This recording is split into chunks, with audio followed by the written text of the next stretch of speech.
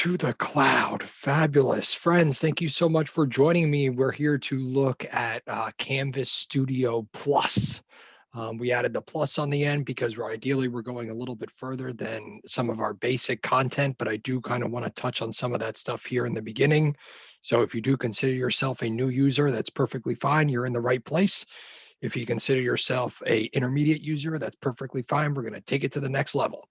Okay. Um, Canvas Studio, great tool. Obviously, most of us have already used it in some capacity. We're certainly here to look at how we can use it a little bit better or a little bit different, and certainly some of the other features that come along with it besides just straight up putting a video in class. Okay.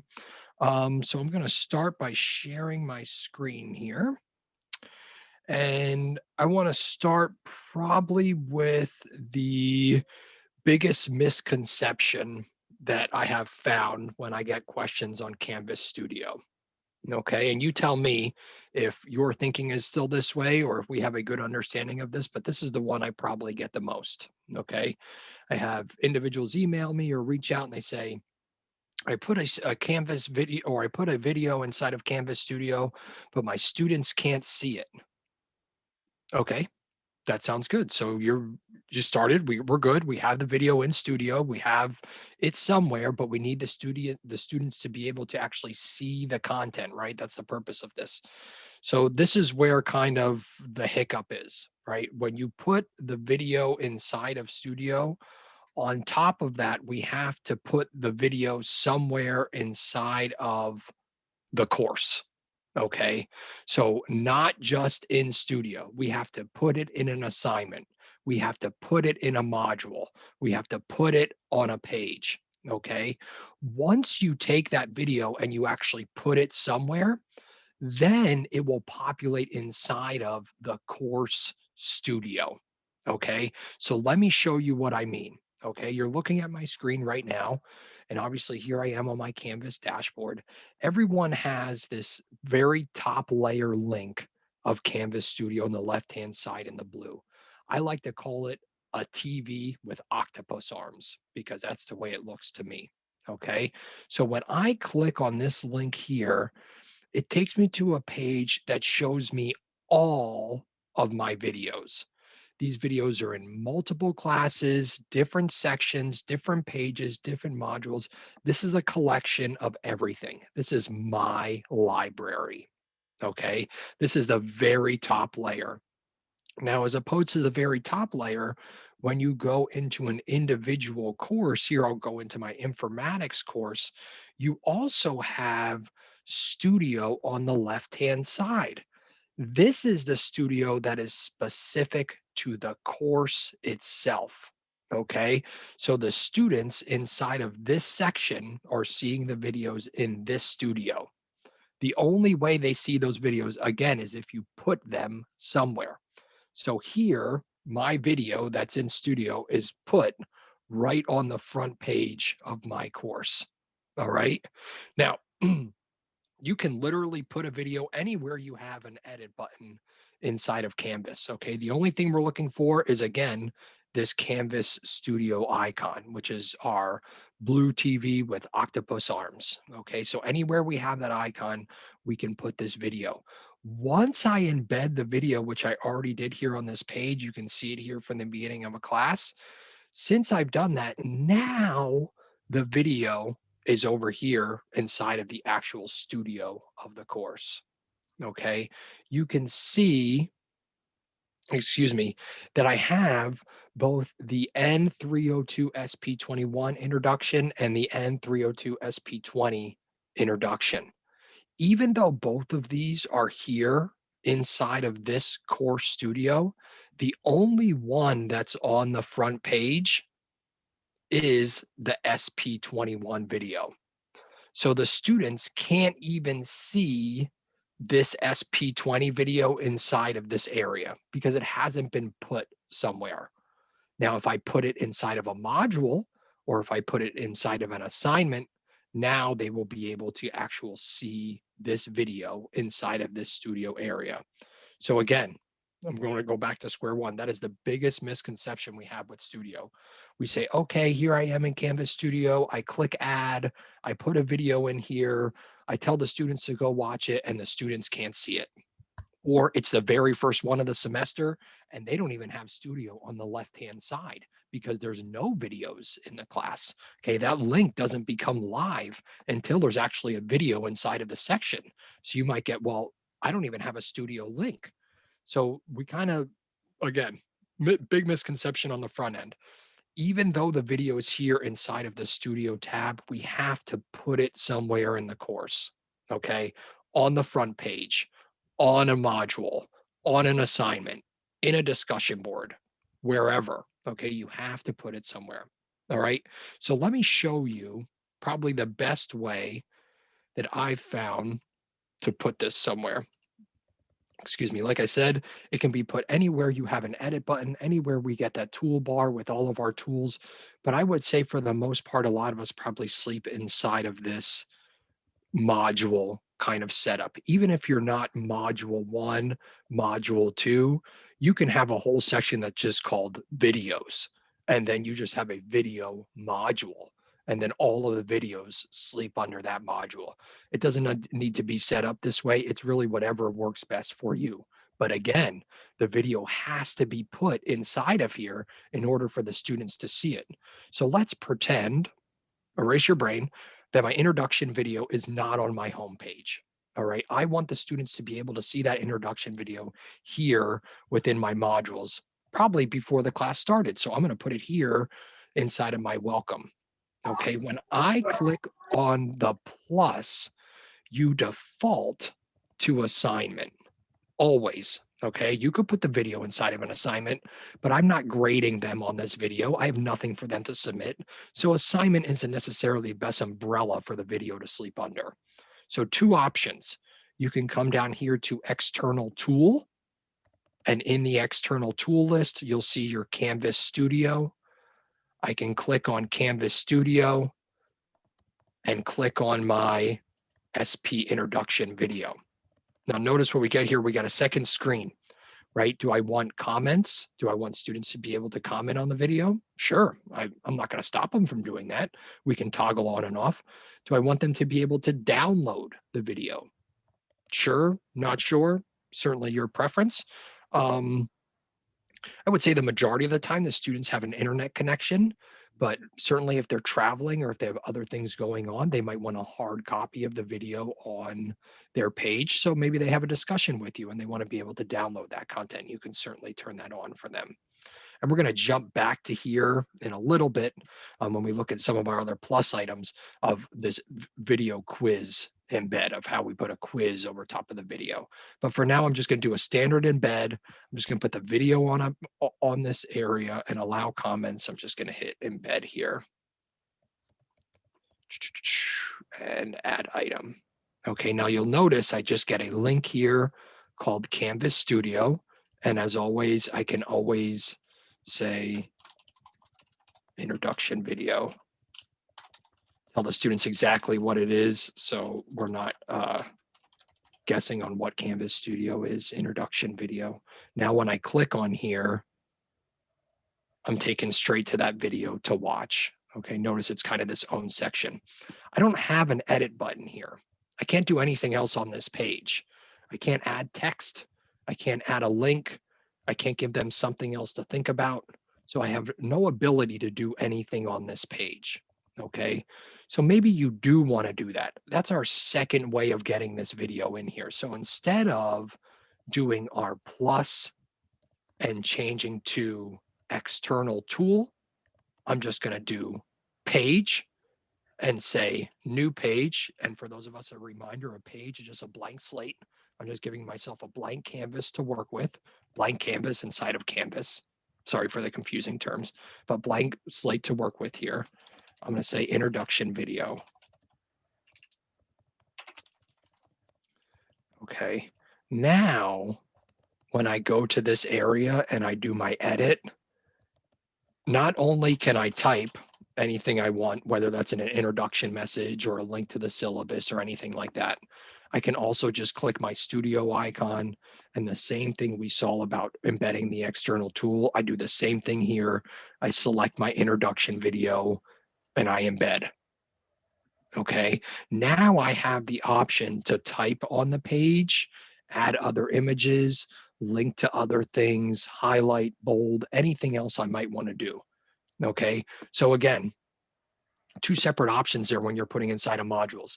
You can put it as an external tool, which is just the video. You have no ability to do anything else on the page, or you start it as a page and we just embed the video using our studio icon the same way we saw on the front page of the course.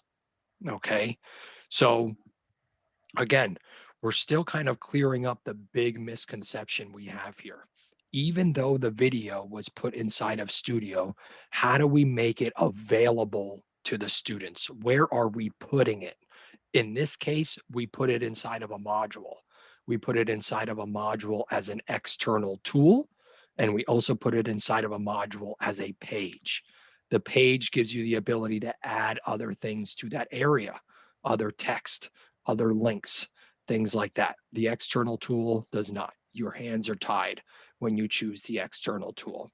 Okay, so again, we just need to make sure we're actually putting the video somewhere. Does that make sense so far? I'm going to pause there for a second.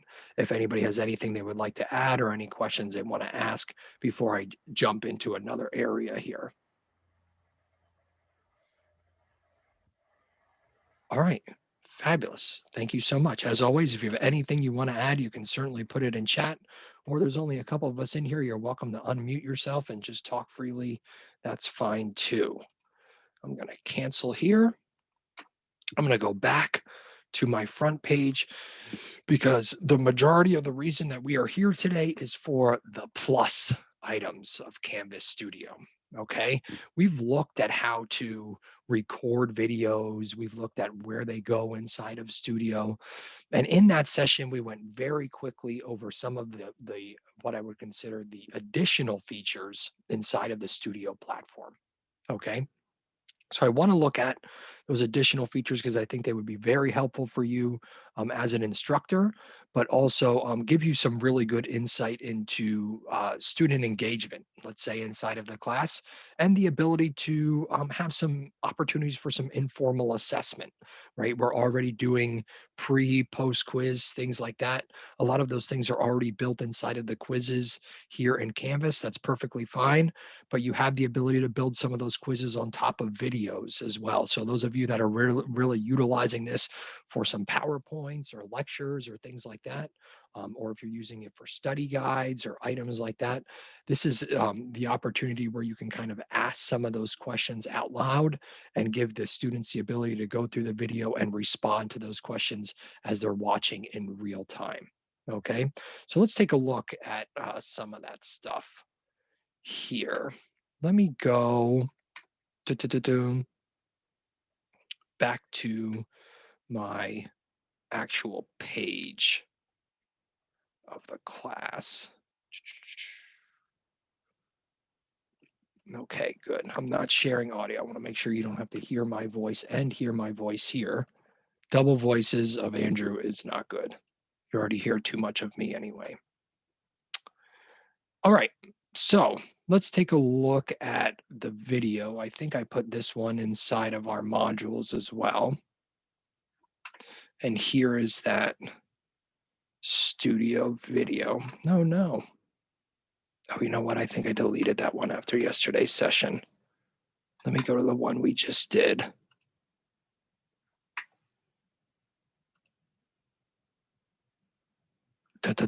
What is going on here? Oh, there we go. Okay, so let's look at it this way.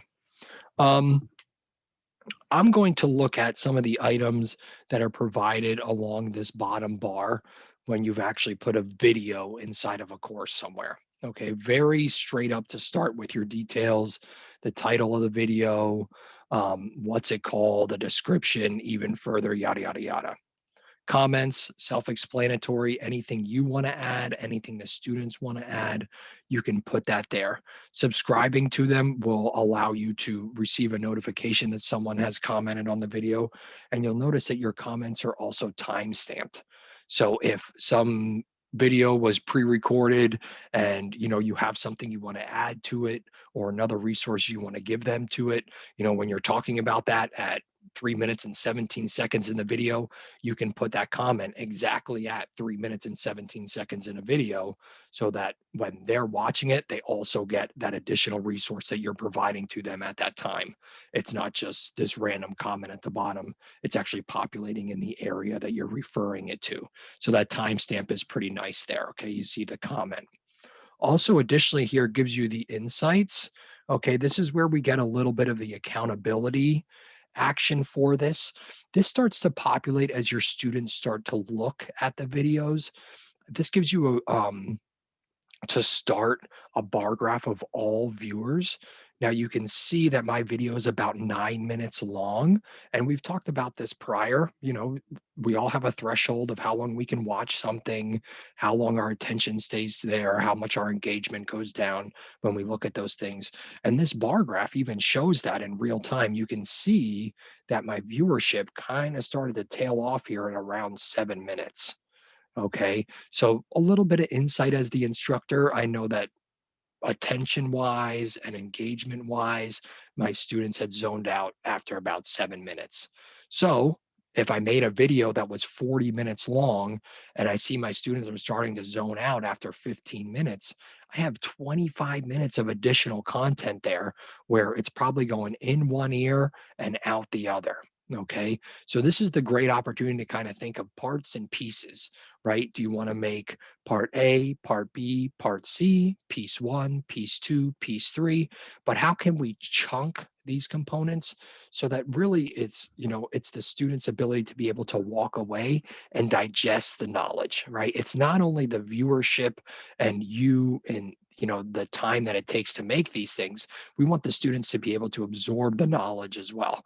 So the insights gives us the ability to say, okay, looks like this group's threshold is about 7 minutes, right? And we know that that's right in line with research. 5 to 10 minutes is right is the money zone. 10 minutes we're way off. 5 minutes might be a little bit too short, so we want to kind of keep it in there. But we know that as instructors, a lot of our content is not 5 to 10 minutes, right? We're presenting things that are much longer than that. So that's where that chunking and breaking into pieces and parts kind of comes through.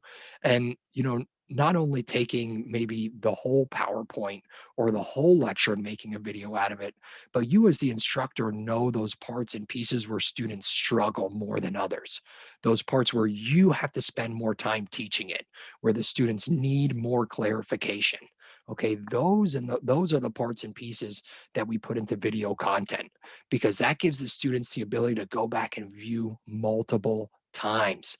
If it's a misconception, the more we hear it, the more likely we are to clear up that misconception. So you as the instructor and you as the professional know what misconceptions these students have on a daily basis when it comes to the things that you are teaching. And if you're new to a course or you're new to a class, having that conversation with the course coordinator in the beginning of the semester certainly behooves you to know where you need to concentrate. There's things you're going to have to spend more time on than others. And those are great things that we can put inside of this content here so we can see that viewership along the top of the line here and not trickle off. Now, when I click on individual students, I can see their individual viewership. So imagine middle of semester, Yolanda comes to you and says, I'm really struggling. I've done all my work. I've watched everything I can. I still can't seem to get it right. And you say, well, have you been looking at the studio content? Have you been making use of the videos we put out there? And you look, and yes, Yolanda has watched this video in its entirety all the way through. The bar graph is straight across. Okay, we can look at Naomi and see that that is not the case for Naomi. Now, what did Naomi do here? She moved the cursor along the bottom of the video to about 2.5 minutes. She let it play again. Then she moved it again to here. She let it play again. Then she moved it again to here and she let it play again. So she missed all of this content here in white, and then she didn't watch the whole end of the video. Okay. So Madison didn't view it all. She clicked on it. That's why her name's here, but she did not view this video at all. Daniel, same thing. Watched up until about 4 minutes, drug his cursor to the bottom to about 6 minutes, watch again, and then was over it. Okay, so again, gives you a little bit of insight as to who's putting the time in. Um, and certainly gives you the idea of if you're using your time wisely as an instructor, right? If you're spending this time making this content and this media on the front end, and then you go in a week later and you only have 3 people along the top of the line here, and there's 58 people in class, well, then students aren't utilizing the content, and you're probably not utilizing your time the best way either, because what you're making, they're not watching. Okay. Now, I highly doubt that that is the case. I think for probably most of us, the best use of this analytics section here, or I'm sorry, insights section here, is the accountability for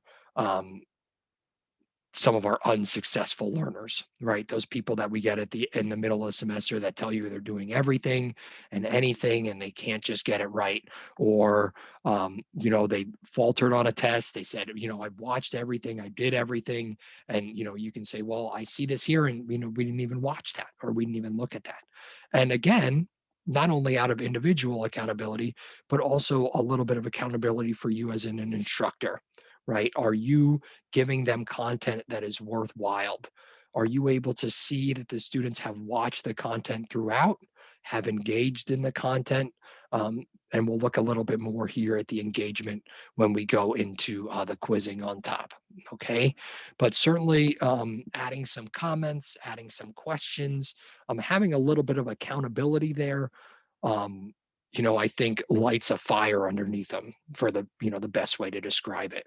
And certainly, showing them what you see doesn't hurt either, right? So when you go into class after the first day, or you're sitting on Zoom, after the first lecture, and you start talking about the video in studio, bring up the video, bring up this insight tab, let them see that their face is underneath that video, and click on Daniel's face.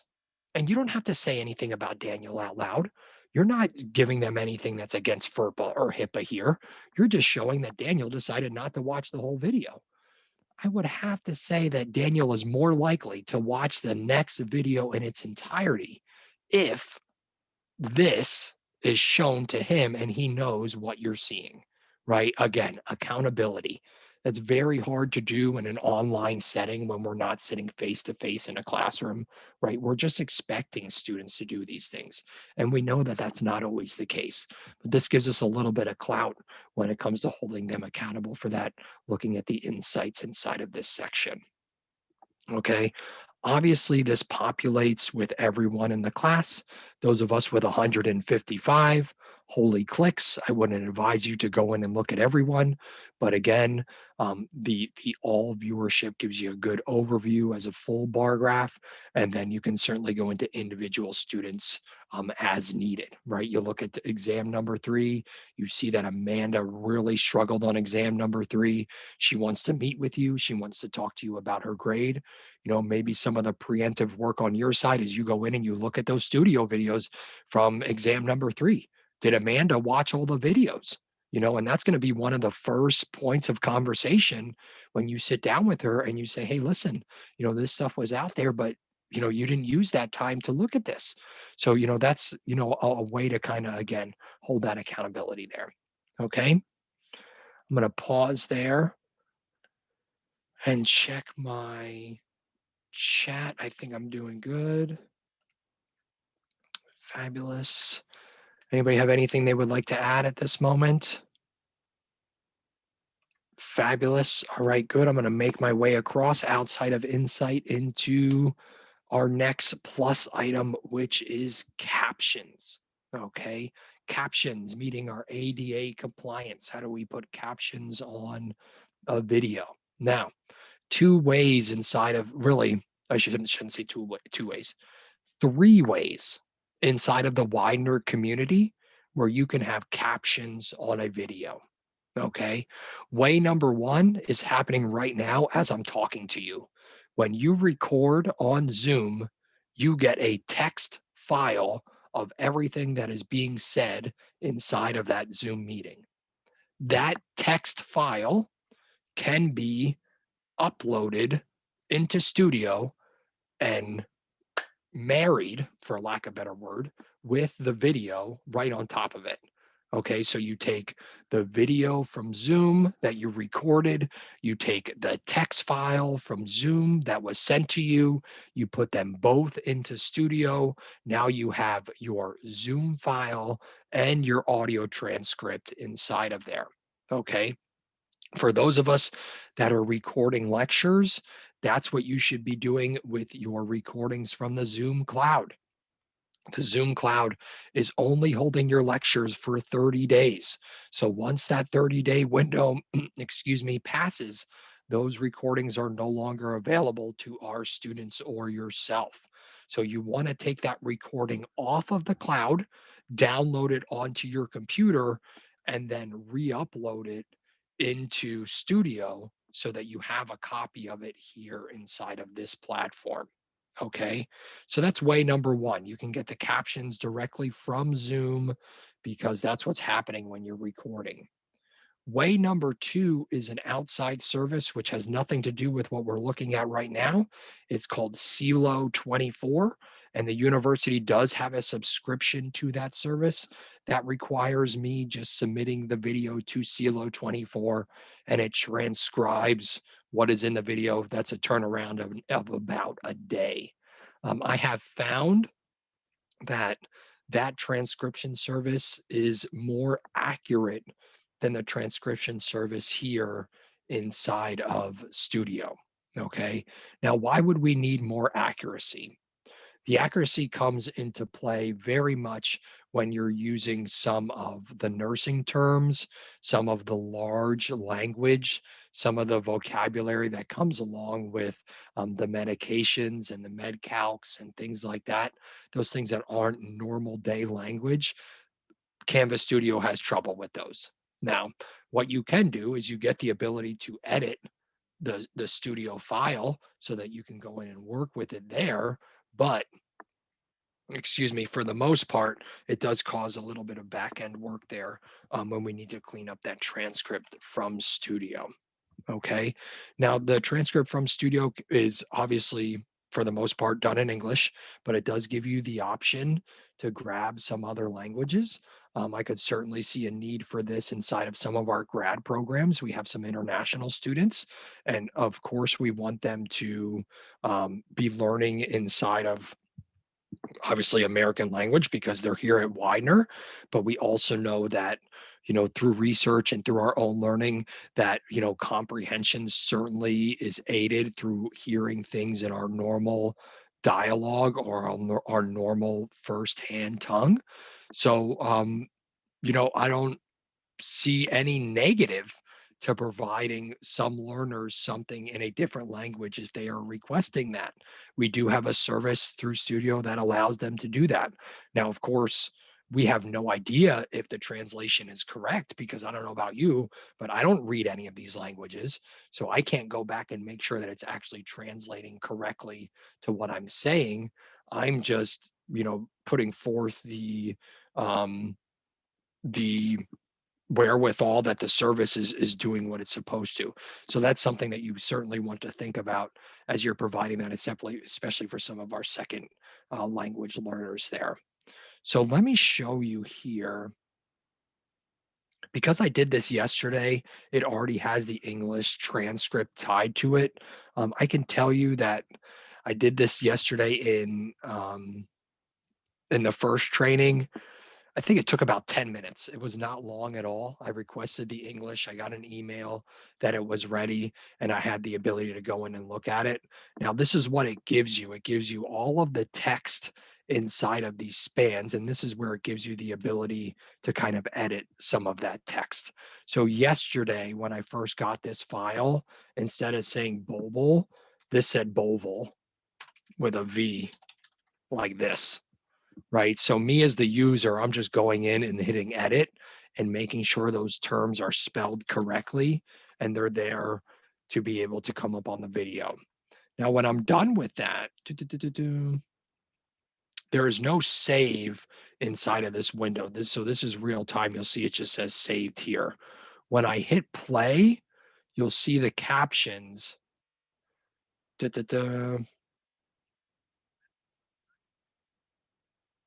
Move along here on the bottom as we're making our way through. Okay, for editing purposes. I hope you're not hearing me here. Hi-oh, come on. If I go back to the video itself, I'll show you that on the home page, when I play the video, not in that editing mode, I get my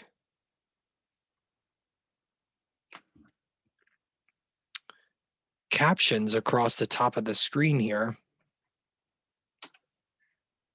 after I hit my CC in the bottom right-hand corner. Okay, so the same way you have to turn them on in YouTube, they have to be turned on in Studio as well. You'll see it start going over the top here. Okay. Holy geez, Andrew. Okay, so again, you have to turn on the closed captioning at the bottom. In this case, English. You can have the other languages there like we talked about, and students can go through and select whichever one they would like for that particular video. Okay, so another plus item, right? We've looked at insights. How can we have a little bit of more accountability for students as far as what they're watching, how long they're watching? We looked at closed captioning. How can we put closed captioning on top of the video, not only using the Canvas service, but we also talked about that we get the captioning file from our studio or from our Zoom recording, and we can also submit those things to CLO 24 through myself. If that's something that you would like to do, that's no problem. You can just reach out to me and we can get that video sent over to that service and get that captioning done for you. That's the service that I used for our graduation video last year. So if you watch that one with the seniors, it gives you the ability. Studio kind of just runs the captions along the top, but the CLO 24 allows you to take those captions, make the text larger, change the fonts, put them in a different place on the screen. So it gives you a little bit more ability as opposed to just, okay, we're just going to drop them on the top of the screen. Sorry about that. So if there is something that you need a little bit more functionality for, something that you would like to look maybe a little bit more professional as far as, output or things like that, that would be a service that we could look for to make that video for you. So kind of keep that in mind down the road. Okay.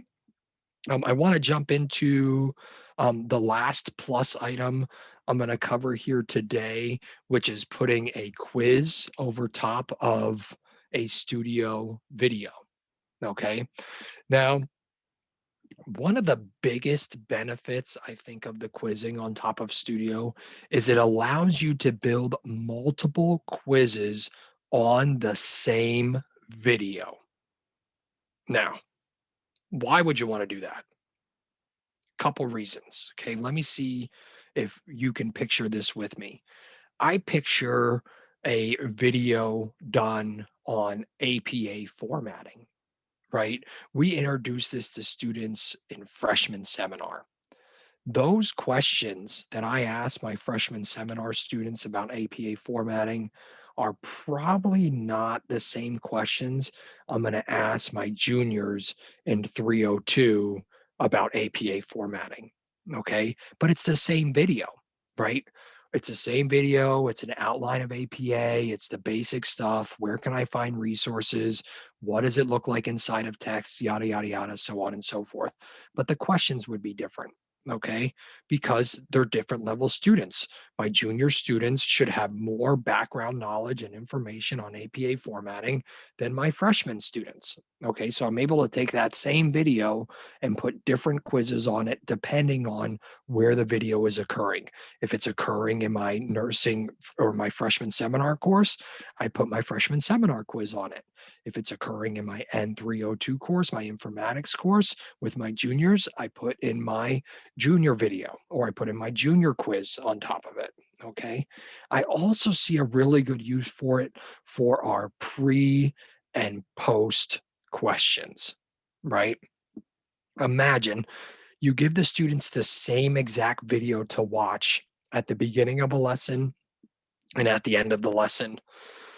The video and the questions at the beginning of the lesson are accessing their prior knowledge and trying to clear up some misconceptions that they already have, right? This is a pre-quiz, the same way we're doing our pre-quizzes now, except now it's tied to a video.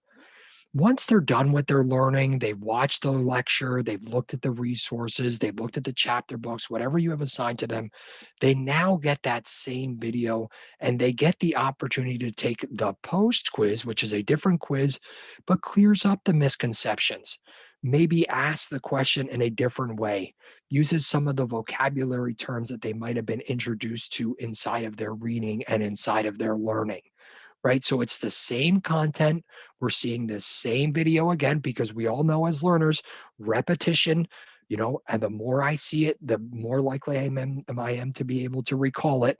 So give them the same video. We're not giving them something new to watch. It's not a whole nother thing. It's the same exact video. We just might be asking the questions in a little bit different way, right? Again, we're giving them an opportunity to display their understanding of some of the vocabulary that they learned inside of their reading. Okay. So again, same video, different questions. Okay. So that's kind of the way I could see this being used. When you go to do a quiz, you have to go to the top, very top layer of Studio over here in my blue bar with my TV and octopus arms. It's a little backwards thinking in my mind because I would think, oh, I want to give someone a quiz. Okay, well, the quiz is in my class. So let me go to my class. We're not there yet, right? Because like we said, we can take the same video and put a different quiz on it. So we have to build the quizzes at the very top layer. And then we tell the system what video and what quiz needs to be put in what place. Okay, so we're going to take that video and quiz and put it on a page, put it in an assignment, put it in a module, wherever that might be, kind of the way we started today, looking at those different places we can put our studio content. So when I click on Studio here to start, I can see that first of all, I have a couple of my videos in here already have quizzes tied to them. The system tells you that by putting this little rocket ship in the top right-hand corner of your video. So see my first one, my N302 SP21 has the rocket ship that tells me there's a quiz built on top of it. My Professor White Complex Care Management, I think that is, does not have the rocket ship in the top right-hand corner. There is no quiz built on that video. Okay, so a little bit of an indicator.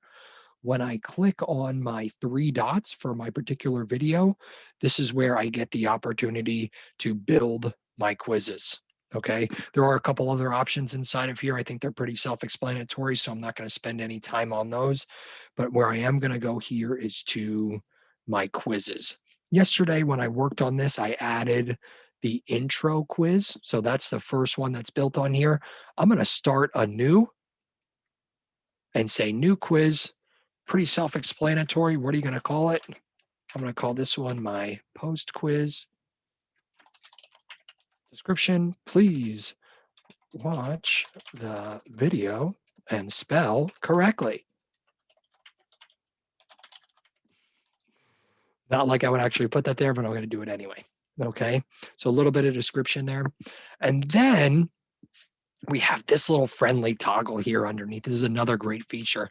We talked about right? When we looked at the bar graphs and we looked at insights, the accountability on the video, where are the students skipping to?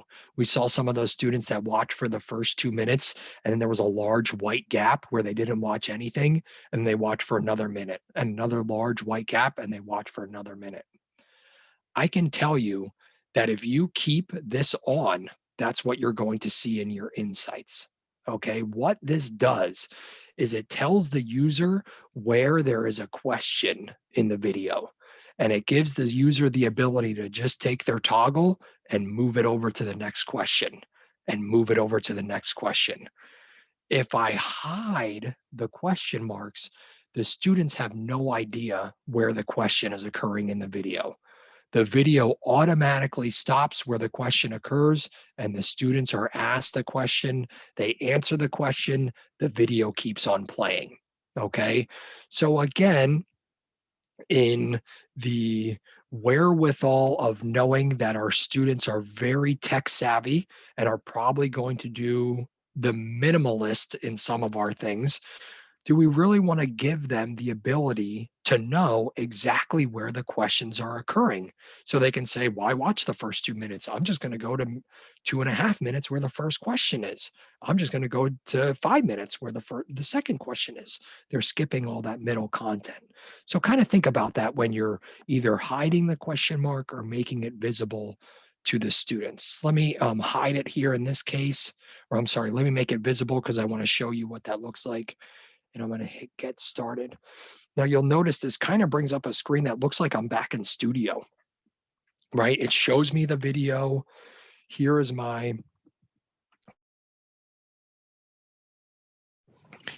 toggle of the entire video down at the bottom. It is the post-quiz video. Here are the settings for it itself. That was the first screen we were on there. Okay, don't hit done yet. We're not done yet. All right, but here's where I have the ability to add some questions. Now I'm going to start playing this. And you can't hear this. Yada, yada, yada.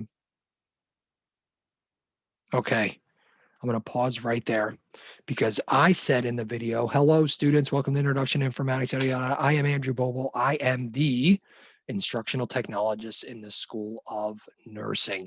So one of the ways I want to hold students accountable here is I'm going to put a question right here at 10 seconds. You see the plus sign. I'm going to hit the plus. I'm going to make it a true or false question. And I'm going to say, Professor Boble is the instructional technologist in SON. Okay, obviously we all know that that's true, right? We're all here today, that's good. It's not false. You could indicate false if you would like, and then you have the ability to give question feedback, right? This is our the ability to give a little bit more insight as to why your answer was wrong or why you might have picked the wrong thing at the wrong step. I know those nursing questions, we have a lot where all the answers are right, but we're looking for the best one. And sometimes it's very hard for our students to differentiate between that. So certainly our feedback can aid in modifying their thinking and identifying the best one in some of those cases. So use some of those feedback options for yourself there. I'm just going to hit save. Okay, now if I come over here, you'll see at the bottom of my screen, I have that question mark in that toggle. Okay, that's the system seeing that true or false question there at 10 seconds. That's exactly what the student is going to see when they're watching the video. They will see a question mark on the toggle at 10 seconds, and they know that there is a question there for them to answer. Okay, let me go all the way over here. I'm just going to add, boom, another question because I want you to see that not only do I have my true or false, I also have multiple choice and multiple answer. So the select all that apply is an option there too. Okay, so the ability to kind of ask the question in different ways. Let me make one more multiple choice here. And let's see, there are blank assignments in this course. Okay, and let's say 3, 4, I want to add an answer. 5, I want to add an answer. 6. Okay, the answer is 4. I have the opportunity again, because it's multiple choice, to do a couple different things with my questions. Would you like to vary? Would you like to shuffle? And then here's your question feedback, like we looked at prior with the true and false. Give the ability to clear up some of those misconceptions again. You're done. I'm done. I'm going to click save. Again, I get a question mark on my toggle. I want to show you with my mouse, but when I hover there, it turns to a pencil. There's my question mark on my toggle for my second question, and all the way back here at 10 seconds, my question mark for my toggle here.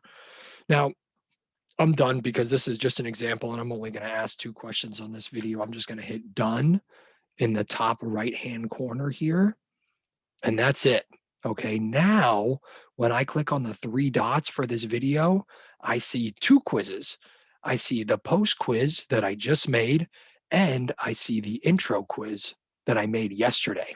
Okay, now let's say that I want to give the students that post quiz. All right, again, I can't just have it in studio. I need to put the video somewhere. So I'm going to come to modules. I'm going to put it on a page. So I'm going to change assignment to page. And I'm going to say intro video post quiz, whatever that might be. Add item. Fabulous. I click, I edit, and notice my video is not here yet. I still need to get my studio icon. All right. I still need to put the video on the page itself. Okay. When I click on the studio icon, I get my studio window. Here's the one I just made, and we're going to come back, try to rewind your thinking to about 35 minutes before. I'm not doing a standard embed anymore. Okay. I want to ask those students those questions that I just made inside of the quiz. So now I'm doing a video quiz embed. When I choose video quiz embed, it not only embeds that specific quiz on top of the video on this page. Okay, it's not going to do it anywhere else. If you have the video in 3 other places, it's perfectly fine in 3 other places. We're just doing this occurrence. This instance of this video has this quiz. I know that's hard to differentiate because it's like all over the place. But let's say here is our video quiz embed. We're just going to do the post quiz, and we're going to say embed. Okay, now here, notice I don't only have my details, my insights, and my captions that we already looked at. I now also have a quiz results tab. Okay, and this quiz results starts to populate the same way your pre and post assessment data populates. Tells you, here's question number 1. 50% of the class got it right. Here's what 35% answered. Here's what 25% answered. Here's what 15% answered. So again, gives you the ability to clear up some misconceptions with the students in that first couple minutes where you're talking about what you learned last week or what you need to learn today or what you're going to be looking at. This is the time to look at that pre-quiz. Okay, here, question number 1, 90% of people got it right. We don't need to spend any time on that. We should be okay. Question number 2, only 30% got it right. You know, as the instructor, that because you looked on these insights here and you see that only 30% of those students got it right, that is something that you need to spend some time on inside of your teaching. That is something where you can address a misconception right in front of you, not because you think they have a misconception. You now know that they have a misconception. You have hard analytical data from this quiz that tells you only 30% of your class got this question right and 70% of people picked this answer. Okay, let's clear up that misconception. Why did 70% of people pick this answer? Where is that coming from? What are we missing? What connection do we need to draw? Okay, so again, gives you a little bit more clout in your teaching there. We're not guessing here, right? We have great data as to what happened because we put that quiz on top of the video there in that instance. Excuse me. I'm not going to save it because I don't want it to go inside of this class that's published right now. But just like all of your other Canvas quizzes, once you save this, it will create a spot inside of your grade book and will automatically grade the items that you just made. Okay, so you're not spending any time doing the grading. The time that you've spent on the front end, obviously making the video and putting the questions, and then on the back end, which is really the benefit of the time, clearing up those misconceptions of your learner and being able to address some of those things where we have some gaps in our knowledge, right?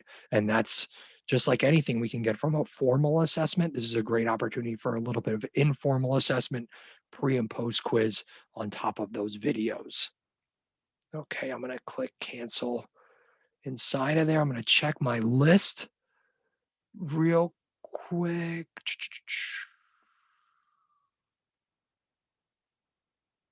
I think I'm good. I've said everything that I want to say.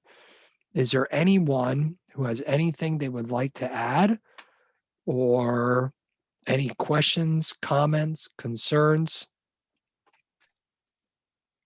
Hi, Andrew. I've not been able to get my video to work through this, and I don't know what the problem is, but Okay, no problem, one of Kathy.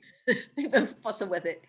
But one of the things I wanted to say is that the Canvas really does have a lot of problem with making the captions for nursing. I've actually kind of gave up on it. I'll be honest. I'll be very honest, because it would take me 3 times the amount of time to edit it than it was to make it. Okay. I actually spoke to, I know we've talked about taking it and pushing it through those other ones, Yeah. which I've not had a chance. I think my memory serves me that I spoke to the person, and she was telling me that she kind of felt the same about some of the technical language of nursing. So I have to do a test through her, as that's what she actually told me. So Yeah. if you've had And any faculty that have used it, I'd love to hear how their experience was, because the Canvas one was painful. I'll be honest. yeah, and I can see that being the case with some of the language and vocabulary. I know that the Canvas service advertises 85, I guess, percent, or wherever they get that percentage, 85% correct, when they're transcribing. I don't know where that number comes from or how scientific that is. But the CELO service does describe itself in the 90s, more of a 98, 95% correct. So I would be very interested to see, what we kind of get from taking that same content and getting something from Canvas. And then additionally, what do we get from CELO and comparing that? Because you're right, it is going to have trouble with some of that vocabulary. Yeah, I mean, it was I think I tried it on some of the med surge ones, and I've tried it on some of the patho ones. Like I said, I've run out of time to be able to figure out how to, send it on to to the other system, which Yeah. I can do a test. I can easily do that. I just had, it's on my list, and you bringing it up today, kind of like, oh yeah, I was going to do that, and just. Yeah.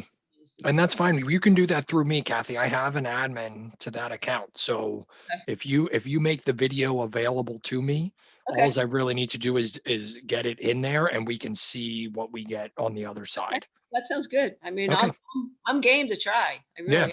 Drop it in OneDrive or something, share it with me, But and we can go some from of there. it was almost laughable how I'm bad sure. transmission was. Yeah. You got to the point where you had to think, like, what the heck did I say? Because I can't even fill in the blanks between, there's too many words to even fill in the blank what I, Yeah.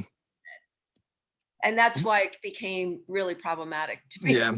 And I think, really because we're depending on AI here, right? It has a lot to do with your speed too. If you're talking very fast or you have a different dialect or you have a different tone, some of us where maybe English isn't our native language, some of that stuff is definitely going to come out And I sometimes think very that choppy. English as a first language. Yeah. Yeah. Andrew, Yes. Go ahead, Just to Joanza. recap, so we record the video first and then we insert the quiz questions, correct? Yeah. Yes. Okay, all right. Yes. Record first and then embed the quiz over top of the recording. Okay. Yep. Thanks. No problem. Yeah, it layers really easily, Jay. Yeah, I love the tool, but again, between me and you, it's hard to differentiate in the brain because Studio kind of has like, okay, well, here's the top layer, and then there's this layer in all the courses, and then there's the quiz layer, and it's like I can put multiple quiz on it. So it's kind of, you gotta kind of think about it as the orange, right? That very top peel layer is the Studio library, and then each little square piece of the orange is each Studio in every class. So you have all of these instances where Studio is occurring, and you have the ability to use the same video over and over again, or the same quiz over and over again, whatever that might be. But it's kind of sleeps in its own silo and then can be repeated in all of these other places too. But Okay. obviously, go ahead, Joanza. And so you said it automatically grades it, but if I don't want a grade assigned to it, I just need to go in and manually put 0 out of 100. Well, it would automatically grade it, but if you don't have it in an assignment category, Okay, then it won't. the grade's not going to count towards anything. Got It'll it. give them a numeric value, but you're not putting it in the quizzes category that's worth 50% of the grade. Perfect. So Okay. even though there's a number to it, it won't hold any calculation in the overall grade. Okay, thanks. Yeah, that's a good question, because you're right. We don't want to mess up percentages and what you already have in the syllabi according to what's there. So we want to make sure that the grade is not dropping in one of those places that could cause a miscalculation. And that will not be the case as long as you don't put it in that group manually.